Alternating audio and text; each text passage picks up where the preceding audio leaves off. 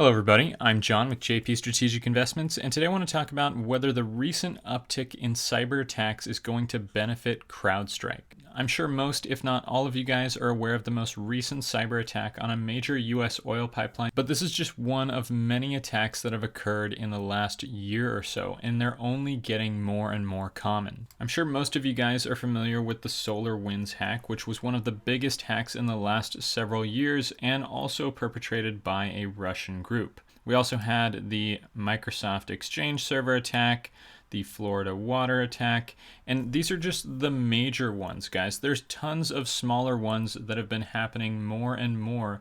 And just to give you an example, just where I personally live, Southern California, one of the major hospitals, Scripps Health, is also experiencing a similar ransomware attack.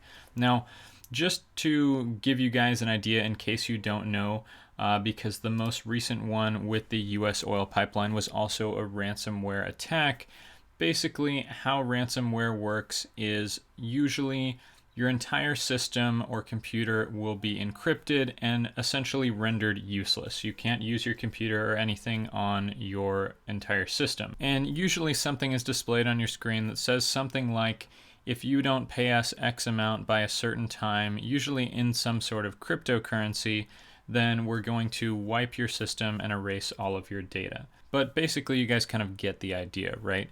Well, the major question with all of these cybersecurity attacks that I'm asking here is whether or not these are going to benefit Crowdstrike, either directly or just by shedding light on a lot of the vulnerabilities that are there in these government agencies as well as major US companies. Well, as far as a direct benefit, we do actually know that Colonial Pipeline did hire FireEye to investigate the attack. Now, FireEye is a competitor of Crowdstrike, so it looks like Crowdstrike won't benefit directly from this most recent attack. Now, Crowdstrike did benefit directly from the SolarWinds attack because after the attack, SolarWinds rolled out Crowdstrike's Falcon endpoint protection across their entire system to make sure that everything was secure. So while they aren't going to benefit directly from this most recent one with the US oil pipeline, they have benefited directly from many of these, including the bigger one, the SolarWinds attack.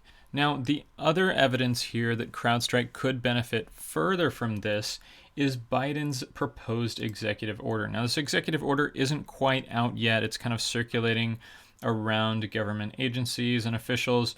But basically what this would do, I'll just read kind of this first sentence here. It would create a series of digital safety standards for federal agencies and contractors that develop software for the federal government.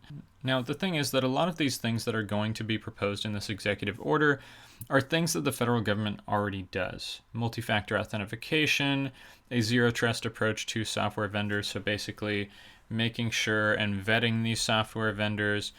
It's stuff that the federal government already does. Now, obviously, as with anything the federal government does, they don't really do a great job of it. So this new executive order, there is a chance that this order will increase or maybe raise the standards that are currently there to vet these agencies and to vet their software and everything like that. So with Crowdstrike being on the higher end as far as cybersecurity goes, they could potentially benefit from some of these government agencies switching from maybe an older cybersecurity vendor to Crowdstrike to upgrade their security. So there are going to be ways that this will directly benefit Crowdstrike. And I think, honestly, with all of these attacks happening and happening more and more often, more of these companies and government agencies are going to be reevaluating their security and thinking about upgrading, and Crowdstrike will likely be one of the places that they go.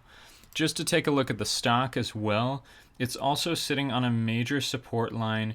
We have earnings coming up in the beginning of June, and what we could have here is kind of a nice scenario where a lot of this demand, if there is new demand that Crowdstrike is seeing from a lot of these government agencies and a lot of these companies that are looking to switch to a better cybersecurity platform, that could very well be reflected in Crowdstrike's guidance going forward in this earnings report. So we'll have to see. That's kind of my analysis of the current situation.